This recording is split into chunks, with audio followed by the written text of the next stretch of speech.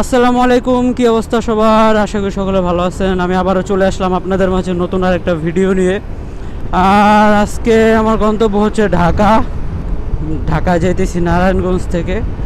গতকালকে আমি আসছিলাম নারায়ণগঞ্জে একটা কাজে, তো আজকে ঢাকা ব্যাক করতেছি। আমার সামনে বাইকটার মধ্যে 3টা সিট নিয়ে যাইতেছে, বাইকের সিট কি স্পিডে যাইতেছে। আমার এই গাড়ি আছে 66-65 প্লাস, তাও কোনো হেলমেট নাই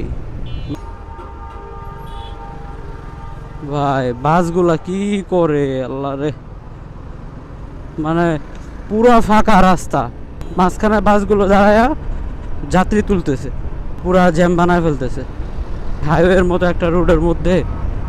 এগুলা করা কি ঠিক?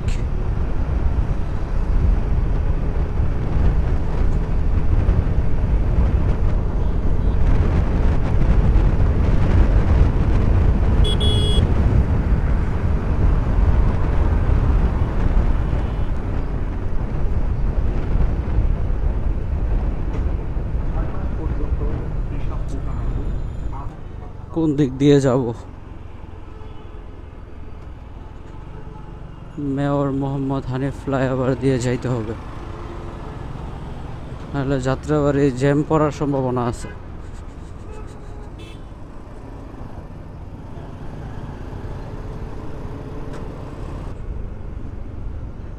বামে হইল পদ্মা সেতু, পোস্তগোলা। আচ্ছা, এখানে কি জ্যাম নাকি হানিফ ফ্লাইওভারের গোড়ায় নাকি?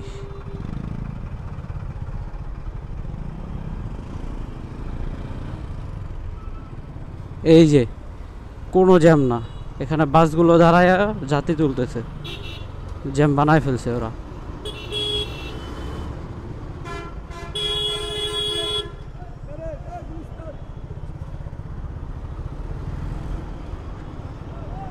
কি আর বলবো এদের, মানে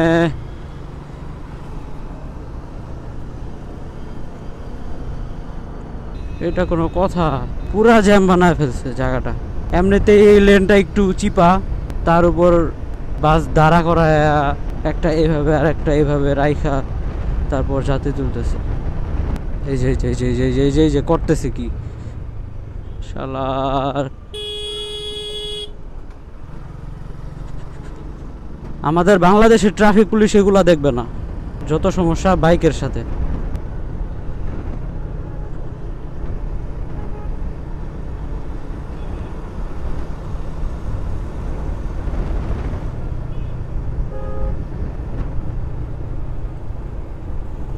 এটা কই আসলাম?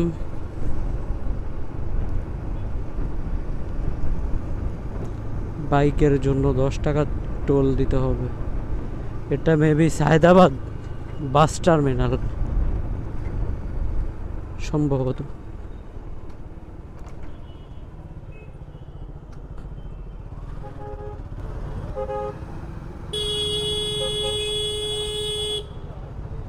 মানে ও না নিজে যাইতেছে না আমাদের যাইতে দিতেছে, কি একটা অবস্থা।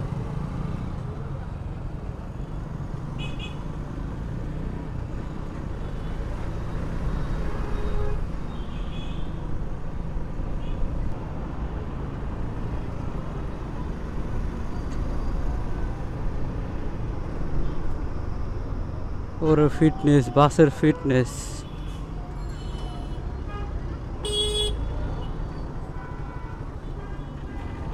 আজকের ভিডিও এ পর্যন্তই।